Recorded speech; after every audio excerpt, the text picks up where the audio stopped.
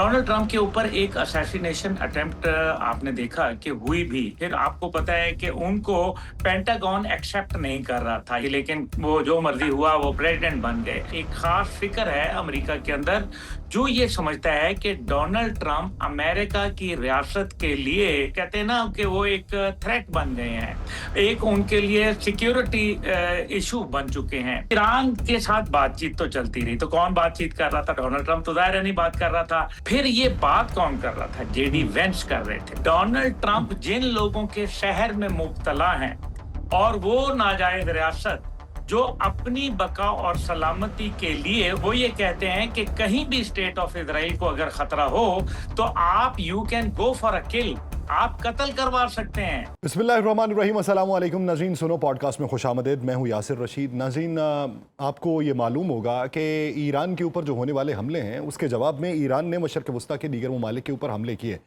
लेकिन उसी दौरान ख़बरें मंजर आम पे आईं कि ईरान के जो रवाबित हैं वो अमेरिका के साथ भी जारी व सारी हैं, लेकिन वो डोनाल्ड ट्रंप के साथ जारी व सारी नहीं थे। डोनाल्ड ट्रंप ने जिस तरीके से कहा कि ईरान अब इस पोजीशन पे आ चुका है कि वो मुज़ाकरात की मेज़ पे बैठने को तैयार है, वो हमसे मुज़ाकरात करना चाहते हैं, लेकिन हम सोचेंगे कि अब मुज़ाकरात क्या करने हैं। तो इसी मंजरनामे के अंदर खबर ये मंजर आम पे आई कि ईरान के जो कुछ आला ओहदेदार हैं वो अमेरिका से राबिते में हैं, लेकिन अमेरिका से राबिते में वो किस सतह पे थे?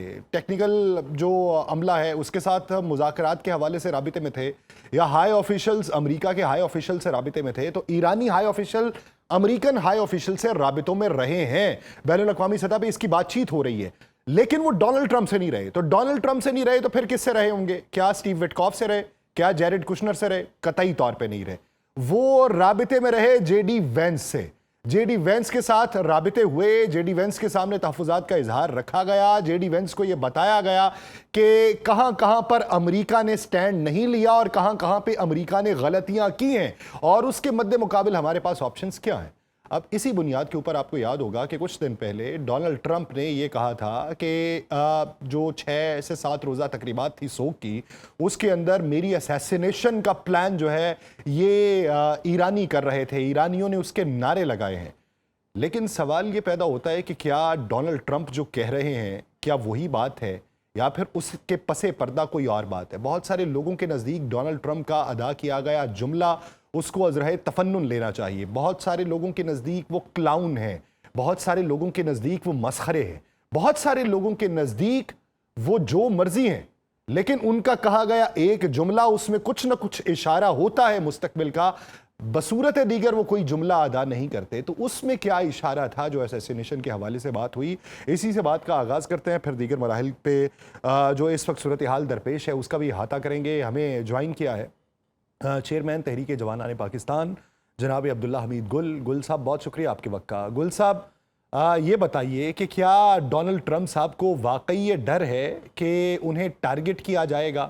क्या उन्हें कोई ऐसी चीज़ और दिखाई दे रही है जिससे उन्हें ये पता चले कि इस माहौल के अंदर मैं जो हासिल नहीं कर सका उसको अब हासिल कर लूँगा और इसलिए ताबड़तोड़ हमले किए जा रहे हैं? या फिर इस पूरे मंजरनामे के पीछे के मकासद और हैं जो आम आंख देख नहीं पा रही? बिस्मिल्लाहिर्रहमानिर्रहीम। बहुत बहुत शुक्रिया यासिर भाई, आपने मदद किया है। एंड बहुत ही कमाल का सवाल आपने पूछा, क्योंकि जंग ना जंग ये तो बहुत सारी दुनिया बात कर रही है, लेकिन असल चीज ये है कि डोनाल्ड ट्रंप ने ऐसा क्यों कहा कि उनकी कोई असैसिनेशन का प्लान बनाया जा रहा है।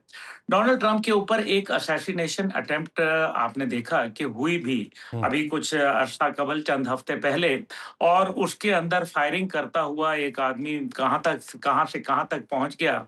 और आपकी मेरी इस सिलसिले में बात भी हुई थी कि ये आखिर कैसे हुआ कि उस होटल की लॉबी में मौजूद होना, असला मौजूद होना, उससे पहले कोमिंग सर्च होना, यानी कि कंघी फेर के जो है उसको बकायदा तलाश किया जाता है और उनके पास इक्विपमेंट है। ये थोड़ी है कि हमारी पुलिस की तरह आए और उधर से कोई चादर उठा के देख लिया, कोई कपड़े हटा के देख लिया। उनके पास तो इक्विपमेंट होता है। इस सारे के अंदर आखिर कोई लोग इन्वॉल्व थे ना, हम्म, जिन्होंने बकायदा होटल का, क्योंकि जब वेन्यू डिसाइड हो जाता है तो फिर ये पता चल जाता है कि ये वेन्यू है, यानी कि ये अब एक ओपन आपके लिए थ्रेट है। उस जब वेन्यू डिसाइड हो गया, उस होटल के अंदर मादी में भी अटेम्प्ट हुई थी, उसके ऊपर फिर आपने, जाहिर है सर्चिंग होती है, उससे पहले सिक्योरिटी नाफिज हो जाती है, presidential security, CIA, FBI, FBI, national security agency, NSA और दीगर मल्टीपल एजेंसीज जो होती हैं, पुलिस वगैरह, वो सब इन्वॉल्व हो जाती है। उसके बावजूद वहां असले का आ जाना और उस आदमी का उस मुकाम तक जा पहुंचना, ये है असल कहानी। इसका मतलब यह है कि इसके ऊपर फिर तहकीकात को मंजर-ए-आम पर नहीं लाया गया। क्यों हम्म, नहीं लाया गया? बड़ा आसान से कह देते हैं, "ओ ये तो दिमागी तौर पर तवाज़ुन ठीक नहीं था, फलाना था, ढिमकाना।" भई दिमागी तवाज़ुन ठीक नहीं था, मान लिया। ये जो असला लेके वो वहां तक ममनुआ जगह तक पहुंच गया, वो कैसे पहुंचा, उसके ऊपर कोई बात नहीं करना चाहता। अब ये बड़ी इंटरेस्टिंग बात है। मेरे ख्याल में आपने जितना सवाल जबरदस्त पूछा है ना, आज सारा एक्चुअली पॉडकास्ट इसी के ऊपर जो है वो मबनी है। चलो अब ठीक। इसके अंदर जो ईरान का आपने जिक्र किया कि ईरान के साथ बातचीत तो चलती रही, तो कौन बातचीत कर रहा था? डोनाल्ड ट्रंप तो ज़ाहिर है नहीं बात कर रहा था। उसके अलावा उनका इंटेलिजेंस चीफ नहीं बात कर रहा था। उसके अलावा उनके जो दीगर हैं लोग, वो बात नहीं कर रहे थे। फिर ये बात कौन कर रहा था? जेडी हम्म, वेंस कर रहे थे। अब जेडी वेंस जो है वो आपको पता है अभी हार्डली वो 40 इयर्स के हैं। उसके अलावा उनका एक मुस्तकबिल मौजूद है। उनको पार्टी की सपोर्ट हासिल है। अब ये देखिए ना, अंदरूनी साजिशों के ऊपर जरा हम आज बात करते हैं। जेडी वेंस को आपको याद है कि दौरान जंग उन्होंने एक ऑडियो लीक करवा दी थी, जिसके अंदर जेडी वेंस नेतन्याहू के साथ बात कर रहा है और ये बता रहा है कि तुमने जो हमें 48 हम्म, घंटे का हम्म, प्लान दिया था, वो तो गलत था। अब हम्म। ये वो audio leak vice president of America की प्राइम मिनिस्टर ऑफ इजराइल से बात हो रही है, और वो ऑडियो लीक कौन करवा सकता है? अब आप समझे इस बात को। अब इसके अंदर दो नहीं, पहलू हैं। इसमें अगर गुल साहब सिर्फ इसको वो जेडी वैंस के ऊपर ही रखा जा सकता है, या फिर जेडी वैंस के मुखालिफिन पे भी रखा जा सकता है कि वो जेडी वैंस को ये फ्रेम कर सकें कि ये उसी ने निकलवाई? क्योंकि जेडी वैंस जो हैं उनकी अपनी सिक्योरिटी भी जो है, या उनके ऊपर भी जो नज़र है, वो तो पूरी एजेंसी रख रही है ना। तो एजेंसी के ताने बाने सिर्फ जेडी वैंस के हाथ में थोड़ी हैं। जी, बिल्कुल। देखें, डोनाल्ड ट्रंप जब आए थे पहली मुद्दत के अंदर, तो उन्होंने क्या बोला था? उन्होंने यही कहा था कि जी एडवर्ड स्नोडन वग़ैरह, कि जी मेरा वो इलेक्शन हैक करने। फिर आपको पता है कि उनको पेंटागन एक्सेप्ट नहीं कर रहा था, यानी कि deep state America Donald Trump को एक्सेप्ट नहीं कर रही थी, लेकिन वो जो मर्ज़ी हुआ, वो प्रेज़िडेंट बन गए। उसके बाद दोबारा इलेक्शन जब हुए, तो भी उनके लिए मुश्किलात का सामना करना पड़ा था। लेकिन ये जो ऑडियो है, ये आप देखें कि एक खास सोच है, एक खास फिक्र है अमेरिका के अंदर, जो ये समझता है कि डोनाल्ड ट्रंप अमेरिका की रियासत के लिए एक जो कहते हैं ना कि वो एक थ्रेट बन गए हैं, एक उनके लिए सिक्योरिटी इशू बन चुके हैं। इसलिए ये बात गौर तलब है। अब मैं इसके ऊपर आता हूँ। जेडी वेंस की जो बातचीत है, वो तो मुझे लगता है जेडी वेंस ने ही लीक करवाई थी। उसकी वजह यह है कि वो ये साबित करना चाह रहे हैं कि अमेरिका की जंग नहीं थी हम्म, और इजराइल के कहने पे शुरू हुई, और तुमने 48 घंटे का प्लान दिया था, और उसमें उन्होंने इजहार बरहमी का इजहार भी किया, जिसका मतलब यह है कि अमेरिकन आइन और कानून के मुताबिक अगर आपकी अमेरिका की जंग नहीं है, तो आप किसी और की जंग नहीं लड़ सकते। तो वो ये मुस्तकबिल में एक जुर्म को साबित करने के लिए, और मुस्तकबिल में एक डोनाल्ड ट्रंप के हवाले से और उनके रुफका के हवाले से एक केस बनाया जा रहा है। ये तो एक तरफ हो गया। अब डोनाल्ड ट्रंप क्या चाहते हैं? डोनाल्ड ट्रंप ने ये किया कि वो एक हमला हो गया, जिसकी कोई तहकीकात नहीं सामने आई, किसी का मंजर आम पे कुछ नहीं आया। लेकिन डोनाल्ड ट्रंप ने दोबारा ये कहना कि जी हमारे ऊपर असैसिनेशन अटेम्प्ट हो सकती है। क्या डोनाल्ड ट्रंप के ऊपर या जेडी वेंस इस बार निशाना है? क्योंकि जो दिखाया जा रहा है वो एक्चुअली नजर नहीं आ रहा, नहीं, और जो जेडी नजर वैंस आ को रहा है सर सर वो सर हम। सर सर गुल साहब, अमेरिका है, माइटी अमेरिका, यानी ग्रेटर अमेरिका, मेगा का प्रोजेक्ट, अब उस अमेरिका के वाइस प्रेसिडेंट के हवाले से आप ये कह रहे हैं कि प्रेसिडेंट ये चाह रहा है कि इसकी असैसिनेशन हो जाए, हालांकि वो प्रेसिडेंट अगले इलेक्शन में कैंडिडेट भी नहीं हो सकता, उस प्रेसिडेंट का अगला सियासी मुस्तकबिल भी नहीं है, तो वो अगले उस बंदे को टारगेट करने का क्यों निशाना बना रहा है जो अगला अमेरिका का प्रेसिडेंट हो सकता है? तो सर ये कहने को बात तो आसान मफरूजे की बुनियाद के ऊपर, लेकिन इसको साबित कैसे करेंगे सर? ये देखें बड़ी मैं देखिए पहली बात यह है कि मैं प्रेसिडेंट के खाली बात नहीं कर रहा कि डोनाल्ड ट्रंप ये चाह रहे हैं, हम्म। लेकिन डोनाल्ड ट्रंप जिन लोगों के शहर में मुब्तला हैं और वो नाजायज रियासत जो अपनी बका और सलामती के लिए उनका एक बाकायदा, आप तो जानते हैं इस बात को कि वो ये कहते हैं कि कहीं भी स्टेट ऑफ इजराइल को अगर खतरा हो तो आप you can go for a kill, आप कत्ल करवा सकते हैं। और इसकी मिसालें मौजूद हैं माजी के अंदर। मल्टीपल जो असैसिनेशन अमेरिका के अंदर हुई उनको दबा दिया गया, छुपा दिया गया, और खुद जॉन एफ कैनेडी की जो बात है वो आज तक मंजर आम पर नहीं लाई, बल्कि जिस आदमी ने किया उसको भी फारिग कर दिया गया। ये याद रखें। इसलिए हमें ये गौर करना है कि ऐसा कुछ हुआ। 9/11 बजाते खुद अगर आप देख लें, 9/11 के ऊपर एक ही इंक्वायरी जो ऑफिशियल इंक्वायरी की गई थी, हेनरी किसिंजर ने ये कह के रिजेक्ट कर दिया था कि मैं एक बायस्ड यानी कि एक बायस्ड इंक्वायरी का हिस्सा नहीं बन सकता, और उसके बाद से कोई इंक्वायरी कंडक्ट नहीं हुई। इतनी बड़ा वाकया जिससे पूरी दुनिया हिल गई, अमेरिका हिल गया, पूरी दुनिया पे जंगें मुसल्लत हो गई, मुआशी इस्तेहसाल हुआ दुनिया का, लोगों की शख्सी आज़ादी सल्ब कर ली गई, लेकिन हुआ ये सारी चीजें। इसलिए मैं साबित तो आप देखें ना, जॉन एफ कैनेडी का भी नहीं साबित कर सकते, आप क्या साबित करेंगे? इसलिए आप ये याद करें, ये वो था, आपको याद है आर्नल्ड रैफल था जो पाकिस्तान के अंदर सफीर था, आपको याद होगा। उसकी जो बेगम है वो इस टाइम पे अमेरिका के अंदर, पाकिस्तान भी वो आती रहती हैं, उनका नाम मुझे जहन से भूल गया है, वो सम राफिल, वो बकायदा आती हैं, पाकिस्तान भी आती हैं, उनको बड़े एक अच्छा ओहदा भी दिया गया और उनको एक she is a very important personality. आज दिन तक आर्नल्ड रैफल के कत्ल के मुतल्लिक और उनकी जो साजिश थी, जिसके अंदर सदर रियाज साहब का तैयारा जो है वो हादसे का शिकार करवाया गया था, जिसके अंदर बकायदा रिपोर्ट आई थी। यासिर भाई, मैं आपको बता रहा हूं, अच्छा मजे की बात आज मैं आपको बताता हूं। मेरे वालिद आईएसआई के सरबराह थे उस टाइम पे, और उसके अंदर एक रिपोर्ट बनाई गई जो अमेरिका ने रिपोर्ट लिख के दी। उसके अंदर ये कहा गया कि जी जो C-130 तैयारा था लॉकहीड मार्टिन का बना हुआ, लॉकहीड कंपनी का, उसके अंदर जी जो फ्यूल पंप था वो मेल फंक्शन कर गया था, और फ्यूल पंप मेल फंक्शन कर गया, इस वजह से वो जहाज तबाह हो गया। ठीक है जी। अब मजे की बात कह लें या एक कुदरती तौर पे एक बात कह लें कि पूरा जहाज तबाह हो गया, there is no doubt about it, लेकिन जो एक चीज वाहिद बच गई वो फ्यूल पंप था जहाज का। ये मौजूदाती तौर पर फ्यूल पंप बच गया। जब लॉकहीड मार्टिन आया यहाँ, क्योंकि उनकी आपको पता है C-130 एक मौजूदा कहते हैं, वो कहते हैं ये जहाज तो बनाए नहीं जानते, बन जाते हैं।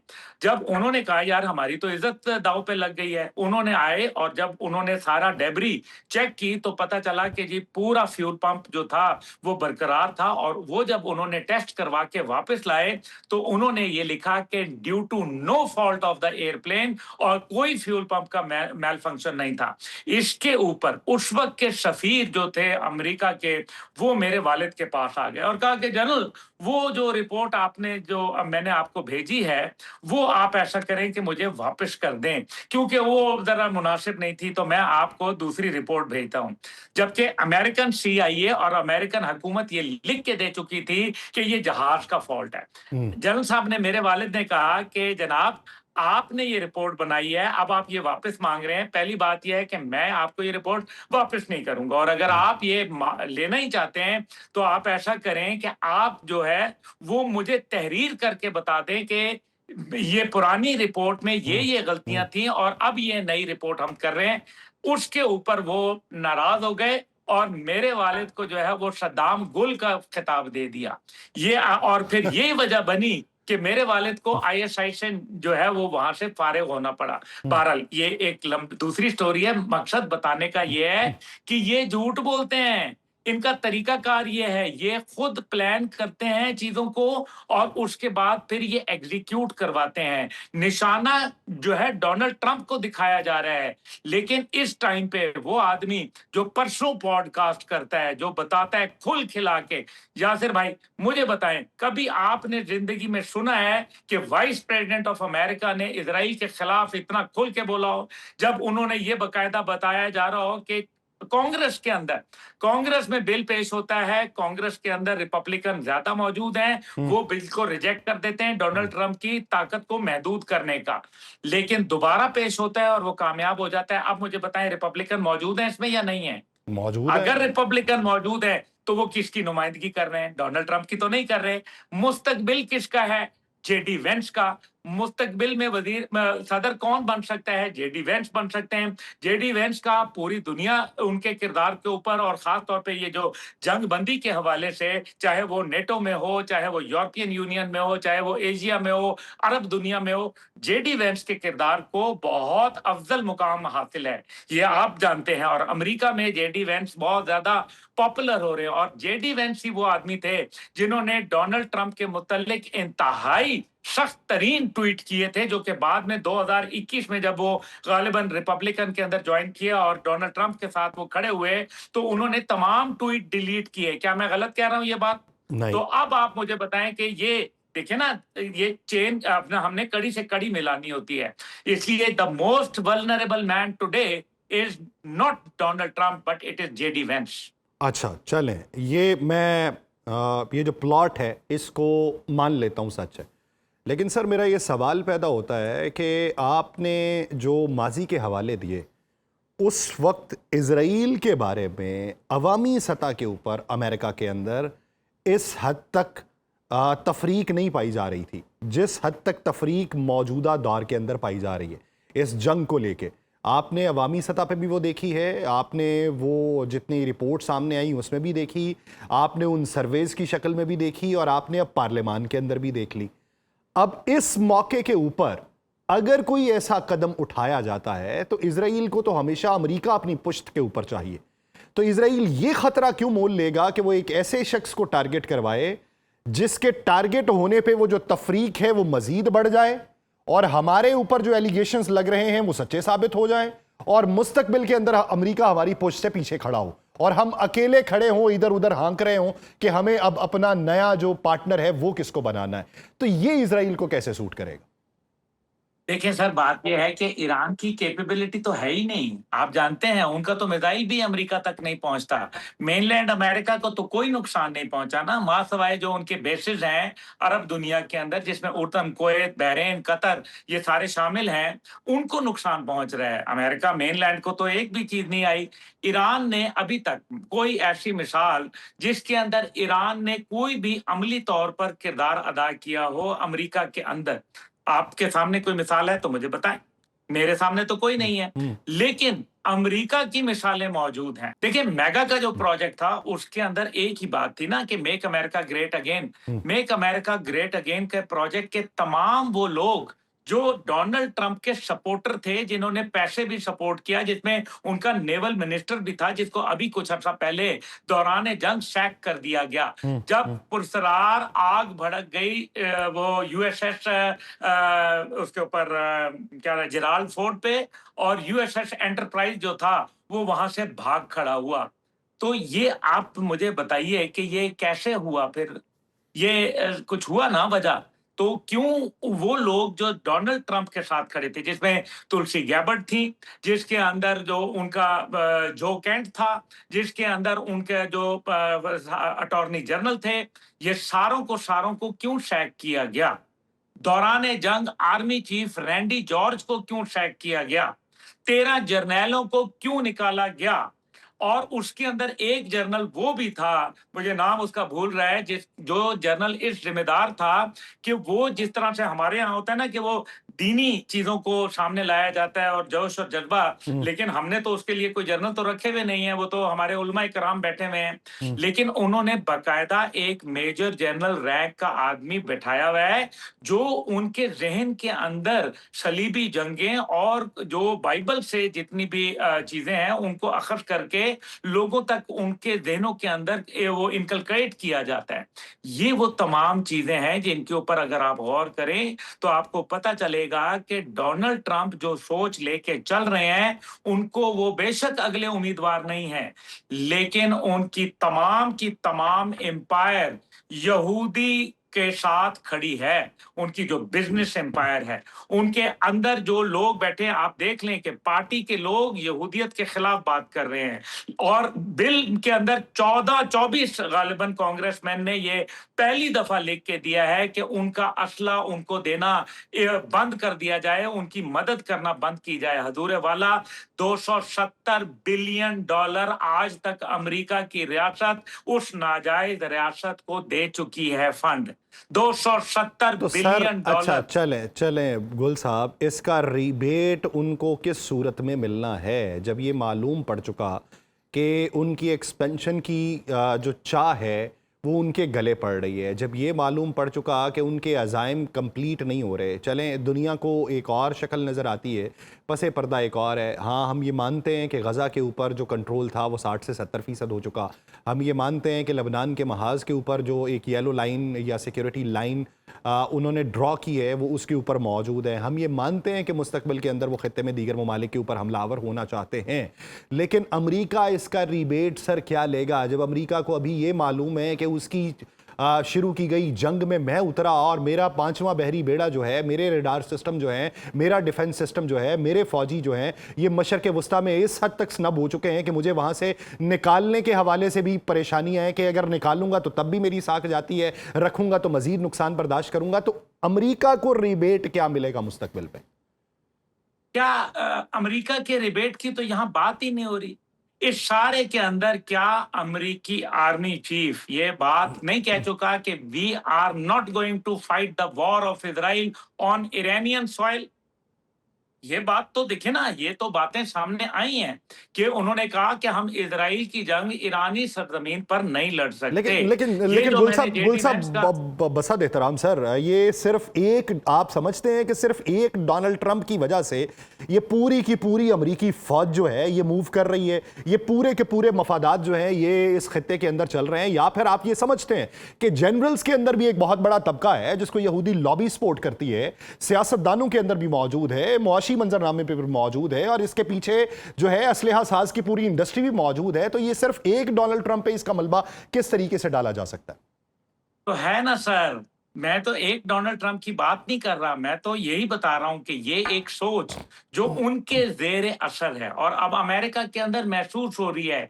जेडी वेंस इसलिए वल्नरेबल हैं भाई मेरे, क्योंकि जेडी वेंस उस सोच के मुखालिफ जाके खड़े हो गए हैं। अल्लाह ना करे, मैं तो ये बात करता हूं, क्योंकि किसी भी इंसान की जान जो है वो सबसे ज्यादा कीमती है और हम तो मुसलमान हैं, लेकिन हम ये बात तो करेंगे ना। देखें, क्या अमेरिकन जर्नल्स जो हैं, हम नहीं जानते कि वो जर्नल याद होगा जनरल मैकक्रिस्टल को आपको पता है करप्शन पे निकाला था। मैकक्रिस्टल कहाँ जो है वो काम कर रहा था? अफगानिस्तान के अंदर ये जो 2.43 ट्रिलियन डॉलर लगा और ये एम्बेजलमेंट हुई और जिसका कहा गया कि 3.5 लाख अफगान नेशनल आर्मी है, और जब दोबारा कैलकुलेट करवाया तो पता चला कि 63 या 68,000 टोटल लोग हैं, बाकी सारी घोस्ट अपॉइंटमेंट थी। जितने भी अमेरिकन गए अफगानिस्तान से, अच्छा अफगानिस्तान के अंदर जब अमेरिकन मौजूद थे तो दुनिया का 93% नारकोटिक्स ट्रेड अमेरिकन सॉइल से अपना अफगान सॉइल से हो रहा था। 6,800 टन ऑफ नारकोटिक्स वहां से स्मगल हुई। तो वो किस रास्ते से गई? पाकिस्तान से तो नहीं गई। तो फिर वो किस रास्ते से, क्या फजाई रास्ते से गई? तो फजाई रास्ता किसके पास था? किसके जहाज चल रहे थे?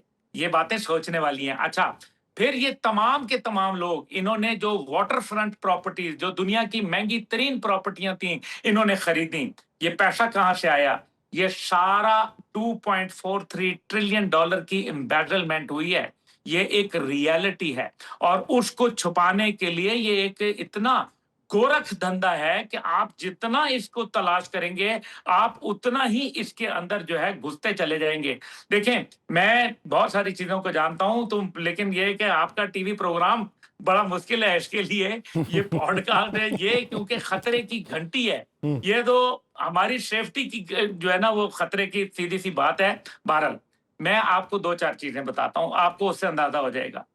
इसके अंदर बकायदा अभी अमेरिका में कैंपेन शुरू हुई है ना, कोई आप तो नहीं कर रहे या मैं नहीं कर रहा। अमेरिका ने कहा है कि कोई भी आदमी जो यहूदी लॉबी या यहूदी पैसे से इलेक्शन कैंपेन करते हुए साबित हो गया तो उसको निकाल बाहर कर दिया जाएगा और हम ऐसे आदमी को कबूल नहीं करेंगे। किया है ना यासिर भाई ये? जी जी यह बात आपके सामने है ना, जी आपको जी इल्म है इस बात जी का? जी जी जी। तो फिर मुझे बताएं कि ये सोच क्या हमारी है? ये तो अमेरिका में सोच है। इसका मतलब है कि वो बुरी तरीके से जो पेनिट्रेट कर चुके हैं। दूसरी चीज इसके अंदर अहम बात, ये रॉथशाइल्ड हो गए, ये रॉकफेलर हो गए, या इसी तरीके से और जितने बड़े बड़े टाइकून बिजनेस बैठे हैं जो अमेरिकन मीडिया को कंट्रोल करते हैं, अमेरिकन सोच को कंट्रोल करते हैं, उनके ऊपर हावी होते हैं, अमेरिका की ताकत को अपने मकासद के लिए इस्तेमाल करते हैं। और जहां आपने जहाजों की और वेपन इंडस्ट्री की बात की, देखें वेपन इंडस्ट्री के अंदर ये होता है कि वो वेपन कहते हैं कि जनाब बनाओ,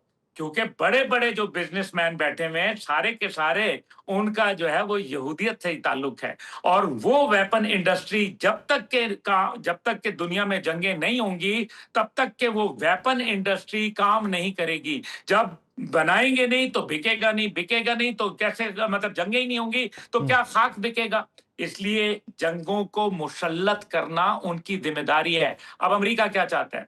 अमेरिका ये चाहता है कि इस जंग का फैलाव कर दिया जाए इस भयानक हद तक कि अरब दुनिया मजबूर हो जाए मजीद असला लेने, मजीद इन्वेस्ट करने के लिए, और उनके सामने और कोई ऑप्शन ना हो, और ये जो कंट्री कॉन्फ्लिक्ट है, ये टू कंट्री कॉन्फ्लिक्ट से निकल के मल्टी कंट्रीज कॉन्फ्लिक्ट के अंदर तब्दील हो जाए, ताकि अब देखिए इजराइल खामोश बैठा हुआ है बिल्कुल, अभी अमेरिका हमले कर रहा है। तो क्यों कर रहा है? ये कॉन्फ्लिक्ट को बढ़ावे। और फिर अमेरिका तो आया था सेवियर के लिए, वो कहता है कि जनाब 20% मैं टोल वसूल करूंगा।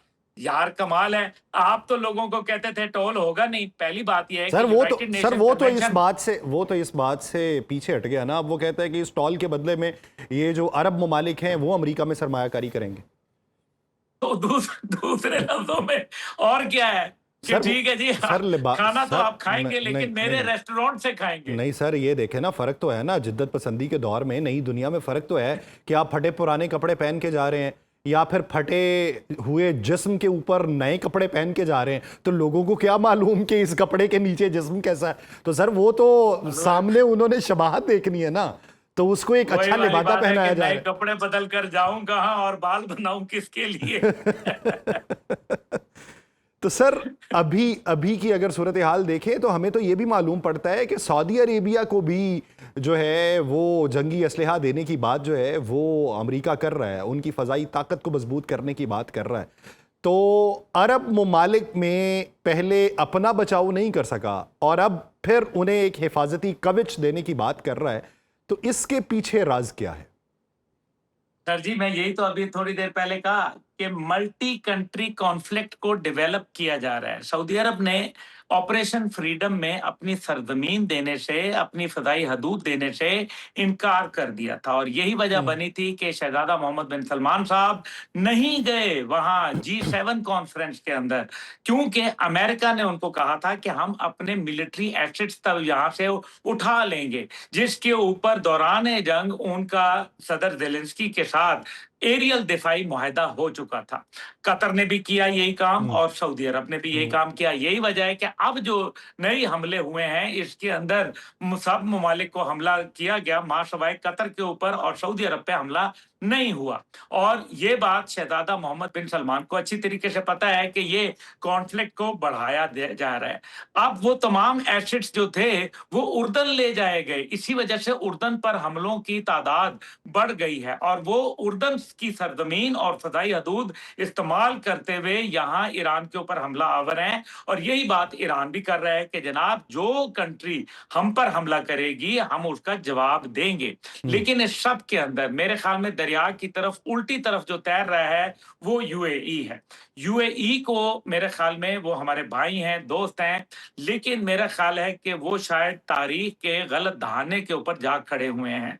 उनको ये समझना चाहिए कि सारे कॉन्फ्लिक्ट में उनका मुआशी इस्तेहसाल हो रहा है, बहुत ज्यादा तकलीफ हो रही है। मैं ईरान सर को भी ये कहूंगा कि सर एक गुल साहब एक आमियाना सा सवाल है।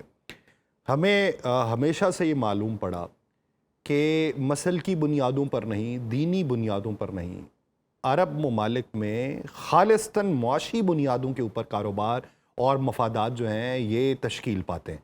और ये पिछले तब से पा रहे हैं जब से ये पेट्रो डॉलर वाला मंजरनामा जो है ये चलना शुरू हुआ। अब इस बुनियाद पे हमें ये मालूम पड़े कि अच्छा दीगर जो ममालिक हैं उनका नुकसान हुआ और उनकी तरजीहात बदल गई, यूएई का भी नुकसान हुआ और उसे ये मालूम है कि अगर यही तर्ज अमल रहा तो उसका मजीद नुकसान होगा। तो सर फिर वहां पर सवाल ये पैदा होता है कि कोई इतना कम अकल जो है या इतना कम फहम जो है वो तो हो नहीं सकता कि उसने दहाइयों से अपनी मईशत को मजबूत बनाया हो और इस मौके के ऊपर आके जहां पे उसे दीनी मसल की या नज़रियाती बुनियादों के ऊपर भी मुखालिफत का सामना हो रहा हो और वो मुआशी मंजरनामे में भी खुद को मजीद पस्ती के अंदर धकेलता रहे। तो सर ये मंतिक समझ नहीं आती, उन्हें क्या दिखाई दे रहा है मुस्तकबिल में जिसकी वजह से वो इस वक्त तारीख की इस सतह पे खड़े?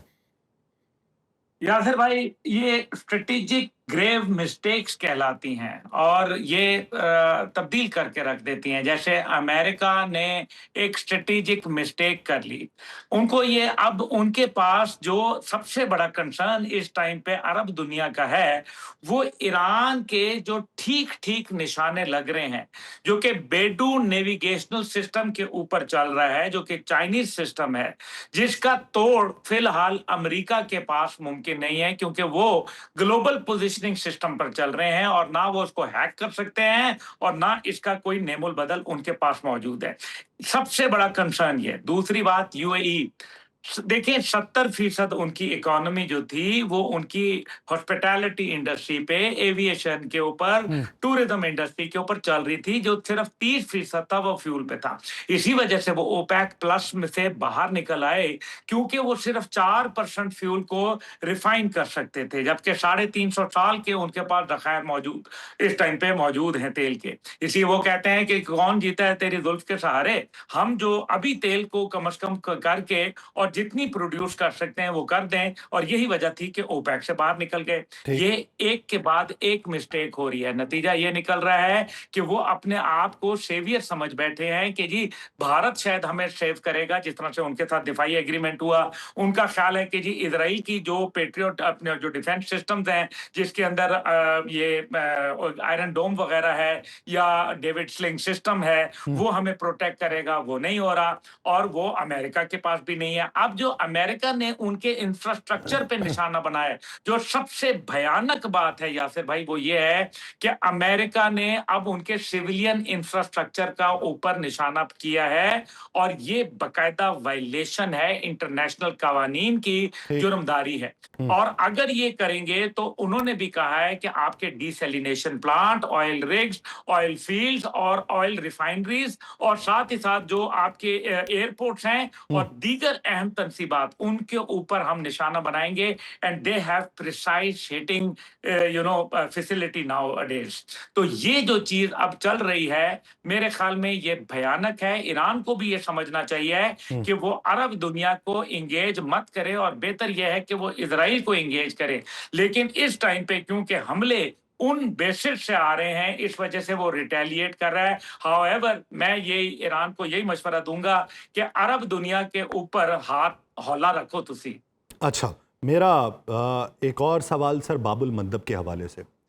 बाबुल मंदब बंद करने के हवाले से अमेरिका ये क्लेम करता है कि हूती जो हैं वो तैयारी कर रहे हैं, लेकिन मुझे ये समझ नहीं आया अभी तक कि ईरान क्यों अपने उस एलाय को एक्टिव करेगा सऊदीया के ख़िलाफ़।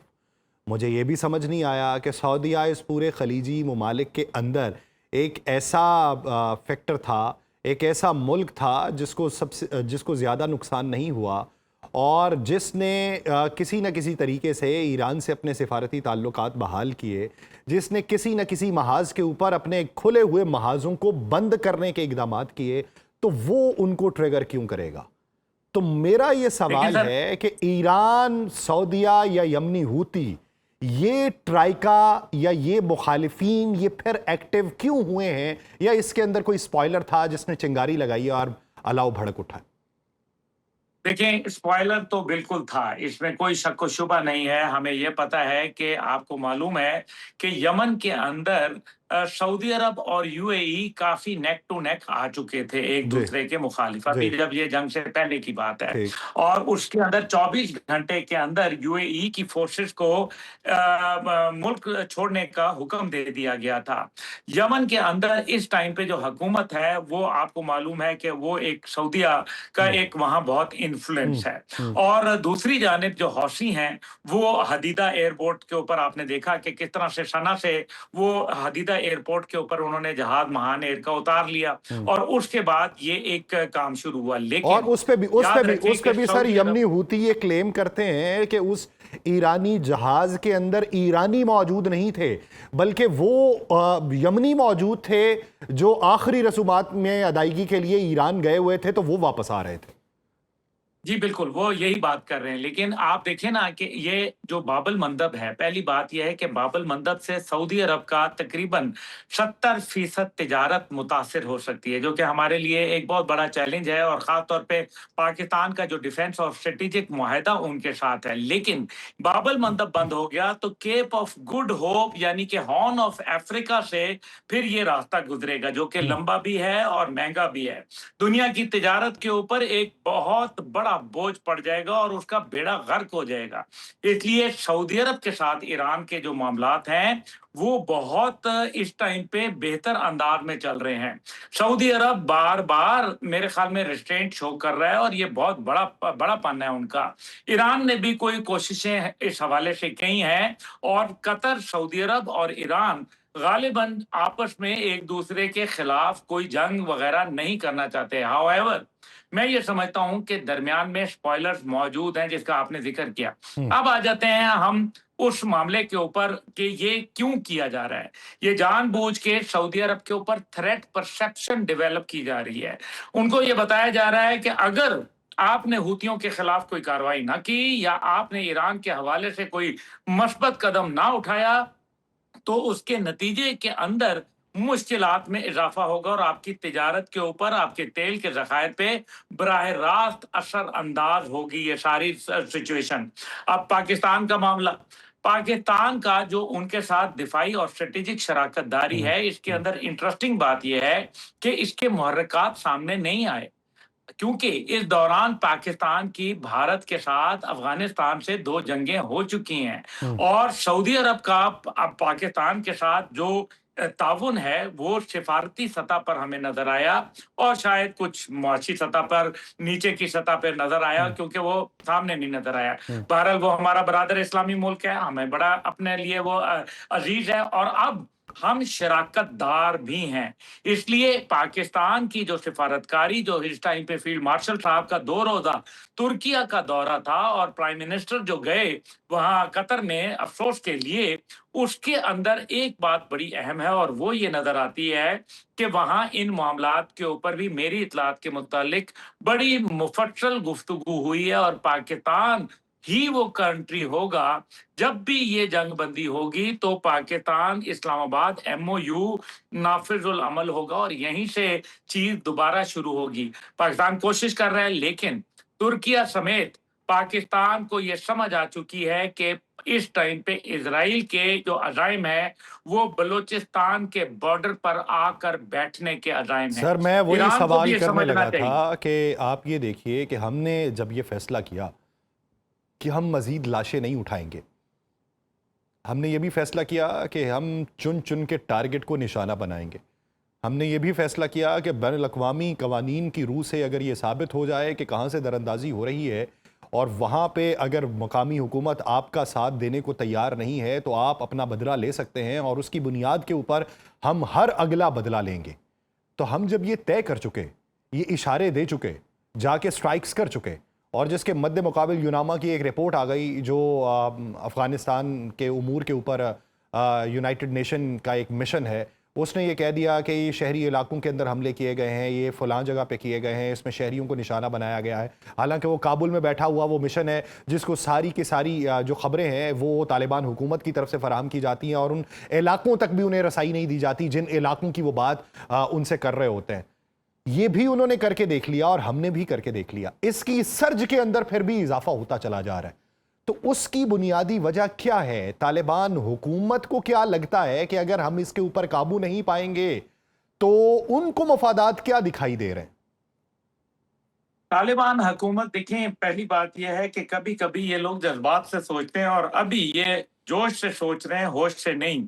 और यही वजह है कि अताउल्लाह उमरी जो उनका मिनिस्टर है वो जाके ये बात करता है, मतलब he should be ashamed of himself, कि वो कह रहा है कि मेरा और हिंदुओं का डीएनए एक है। मतलब आप अंदाजा करें कि कुतुबुद्दीन ऐबक, आपके शेर शाह सूरी, अहमद शाह अब्दाली, आप क्या, और मुल्ला उमर, आप उनको क्या पैगाम दे रहे हैं, नंबर वन। और दूसरी जानिब इजराइल, अब वो ये कहता है कि मेरा डीएनए इसके साथ एक है, इंडिया के साथ। इंडिया कहता है कि मेरा फादरलैंड इजराइल है। यानी कि इनका तीन का जो ट्रॉयका है, ये इनका एक डीएनए है और वो डीएनए पाकिस्तान के खिलाफ इस्तेमाल हो रहा है। उनको जाती तौर पे मफादात मिल रहे हैं और ये ऐसे ही चलते हैं। इनको मुल्क के मफादात का कोई एहसास नहीं होता। इनको अभी जुम्मा 8 दिन हुए हैं, हुकूमत मिली है, इनके पास पैसे आ गए हैं, इनको डॉलर मिल रहे हैं और ये अपनी मनमानियां कर रहे हैं और जो मर्जी वहां बेड़ा गर्क करके रख दिया है। खवातीन के हकूक को सल्ब किया गया। आज इसको आप देखें, जनरल उनका farmer army chief Sameer Sadat, वो क्या कह रहे हैं? वो कह रहा है कि इंडिया का फंड आता है, इंडिया के लोग जो हैं वो दहशतगर्द, उनको वो हायर करते हैं और वो पाकिस्तान के खिलाफ हो सकते हैं। इससे ज्यादा और इंटरनेशनल सबूत शवाहिद क्या होंगे?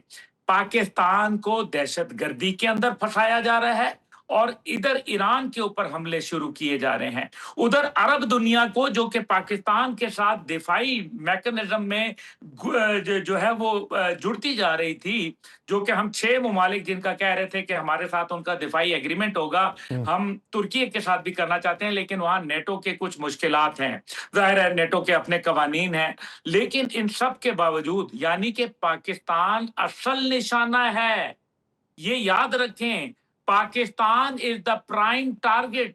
ईरान तो न्यूक्लियर हासिल करना चाहता है और पाकिस्तान जिसने न्यूक्लियर बना दिया है, तो क्या यासिर रशीद साहब को वो छोड़ देंगे? पाकिस्तान ला इलाहा इल्लल्लाह की बुनियाद को छोड़ देंगे? ईमान तकवा जहाद फी सबीलिल्लाह की फौज को छोड़ देंगे? ये नजरियाती जो वारिस हैं असल जो उसके, वो छोड़ देंगे? क्या गजवा हिंद का उनको नहीं मालूम? ये सब जानते हैं। इस टाइम पे जो तनहा मुल्क हैं वो इकट्ठे हो गए हैं। All failed states are together. जिन्होंने बराह रास्त मार खाई है या उन्होंने किसी और अंदाज में मार खाई है, आप देख लें कौन कौन ममालिक हैं, आपको सामने आ जाएगा। ये सब एक थाली के चट्टे बट्टे हैं। इस टाइम पे ग्रेटर प्लान के अंदर पाकिस्तान को कमजोर करना है, पाकिस्तान को जो है वो उनका अल्लाह माफी दे डी न्यूक्लियराइज करना है, डी मिलिटराइज करना है, डी इस्लामाइज करना है, डी लिंक करना है चाइना के साथ, पीरियड। अच्छा, मेरा फिर सवाल ये है कि सर, जब आप समझते हैं कि एक ऐसी ताकतें इकट्ठी हो चुकी हैं कि जो पाकिस्तान के दर पे हैं, इस खत्ते के दर पे हैं, इस्लाम के दर पे हैं, मज़हब के दर पे हैं और हमारी यूनिटी के दर पे हैं, तो दूसरी तरफ हम फिर जिस सिक्योरिटी रीअलाइनमेंट की बात कर रहे थे, हम जिस नए मुआशरे की तश्कील की बात कर रहे थे, हम जिस नई समत की बात कर रहे थे, हम जिस नए इत्तेहाद की बात कर रहे थे, जिस नई रगबत की बात कर रहे थे, पुरानी कुदरतों को ख़त्म करने की बात कर रहे थे, तो सर हम तो फिर उस नहज तक आन पहुंचे हैं कि जिस नहज पे फिर हमारी कुदरतें बढ़ गई हैं, जिस नहज पे फिर हम एक दूसरे से हमला आवर हो रहे हैं, जिस नहज पे हम ये कह रहे हैं कि मैं नहीं करवा रहा आपकी सालसी और कतर जो है वो साइड के ऊपर हो रहा है। तो अब हमें सोच क्यों नहीं आ रही कि हम जो यूनाइट होते होते होते होते फिर से बटे हैं और फिर से तफरीक डली है, फिर से जख्म जो है वो कुरेदे गए हैं, तो ये किन वजूहात की बुनियाद पे कुरेदे जा रहे हैं और इनके मकासद क्या हैं और ये डर किस बात से रहे थे और उसी डर को हमने खत्म कर दिया है और हम फिर उस सतह पे पहुंचे हुए हैं कि जहां पे हमें सिर्फ ये देखना है कि हनूद कितने मजबूत हैं, यहूद कितने मजबूत हैं, हम कितने मजबूत हैं, मईशत कितनी मजबूत है, मुस्तकबिल कितना महफूज है, या अकेले रह के महफूज होंगे या किसी के साथ महफूज होंगे। तो सर हम इतने कम अकल कम फहम हैं या नादान हैं कि हमें समझ नहीं आ रही और पूरी दुनिया समझदार है और हम बुद्धू के बुद्धू बने बैठे हैं। कुरान पाक की 2 आयतें हैं और कुरान पाक के अंदर कभी कोई गलती नहीं है, ज़ेर ज़बर की भी गलती नहीं है। एक अल्लाह ताला फरमाता है कि वातसिमू बिहब्लिल्लाह जमीअन वला तफर्रकू, मत तफरके में पढ़ो और अपने अल्लाह की रस्सी को मजबूती से थामे रखो। जब जब मुसलमान इसको वायलेट करेंगे, मुसीबत का शिकार बनेंगे। दूसरा, यहूद और नसारा तेरे दोस्त नहीं हो सकते। कुफार का तो इल्म है हमें, लेकिन हम यहूद और नसारा की दोस्ती का दम भरते हैं। हम समझते हैं कि नहीं नहीं वो हमारा दोस्त है, सलूट करते हैं। हम कहते हैं कि जनाब आपको बड़े बड़े इनामात से नवाजा जाए। No, they are your enemy, याद रखिएगा।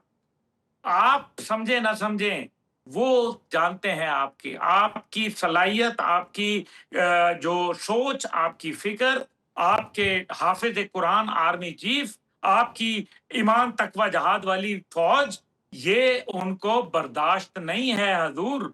ये चाइना के साथ रगबत, ये लुक ईस्ट पॉलिसी और पाकिस्तान ताकत की बुनियाद के ऊपर पूरी दुनिया के अंदर, आलम इस्लाम के अंदर एक उभरता हुआ चमकता सूरज बनकर उभर रहा है। और ये बात उनको अच्छी तरीके से पता है और उनकी जो इन्वेस्टमेंट इस पूरे रीजन के अंदर इसराइल की शक्ल में हो चुकी है, जिसपे $270 बिलियन खर्च कर चुके हैं और इससे कहीं और बियॉन्ड। तो अब आप मुझे बताएं कि वो कैसे इजराइल को छोड़ दें। और उस इजराइल का एक ही मुतालबा है कि पाकिस्तान हमारे लिए थ्रेट नंबर 1 है। इसको हमें जो है, हम इसको बराह रास्त नहीं कर सकते। तुम कोई तरीकाकार इख्तियार करो। इस वजह से ये सारी साजिश जो है, हम निकलना चाहते थे। हकीकत है कि हमने इसके ऊपर बड़ी तगदो की, लेकिन वो कहते हैं ना कि कंबल हमें नहीं छोड़ना चाह रहा। ये सूरत हाल इस नहज तक है कि हम शिकवा तो करते हैं कि सफ़ाए दहर से बातिल को मिटाया हमने, नौए इंसान को ग़ुलामी से छुड़ाया हमने, तेरे काबे को जबीनों से बसाया हमने, तेरे कुरान को सीनों से लगाया हमने, फिर भी हमसे ये गिला है कि वफ़ादार नहीं, हम वफ़ादार नहीं, तू भी तो दिलदार नहीं। बुत सनम खानों में कहते हैं मुसलमान गए, है खुशी उनको के काबे के निगहबान गए, मंजिले दहर से ऊँटों के हुदी खान गए, अपनी बगलों में दबाए हुए कुरान गए। खंदाजन कुफ्र है एहसास तुझे है कि नहीं, अपनी तौहीद का कुछ पास तुझे है कि नहीं। तो उसका एक ही जवाब बनता है, ये जो हम अपने अपने तई अपने अपने कबाइल को, अपने अपने आबा को याद करते हैं और अपनी अपनी शान बयान करते हैं कि हम ये थे, तो उसका जवाब बड़ा खूबसूरत था कि सफ़ाए दहर से बातिल को मिटाया किसने, नौए इंसान को ग़ुलामी से छुड़ाया किसने, मेरे काबे को जबीनों से बसाया किसने, मेरे कुरान को सीनों से लगाया किसने। थे तो वो आबा तुम्हारे ही, मगर तुम क्या हो, हाथ पर हाथ धरे मुंतज़िर फरदा हो। तो हम जब तक मुंतज़िर फरदा रहेंगे तब तक बदहाली हमारा मुकद्दर रहेगी, और जब तक हम अपनी असल को नहीं पहचान लेते, अपनी बुनियाद को नहीं जान लेते, अपने आबा की रवायात को नहीं मान लेते, तो तब तक ये बंटवारा हमारे मुकद्दर में ही रहेगा। बहुत शुक्रिया अब्दुल्ला हमीद गुल साहब इस हवाले से अपना वक्त देने के लिए। नाज़रीन, पॉडकास्ट का वक्त खत्म हुआ चाहता है, मुझे दीजिए इजाज़त। आपसे मुलाकात होगी किसी अगले एपिसोड में किसी और मेहमान और मौजू के साथ। तब तक अपना बहुत सा ख्याल रखिएगा। अल्लाह निगहबान।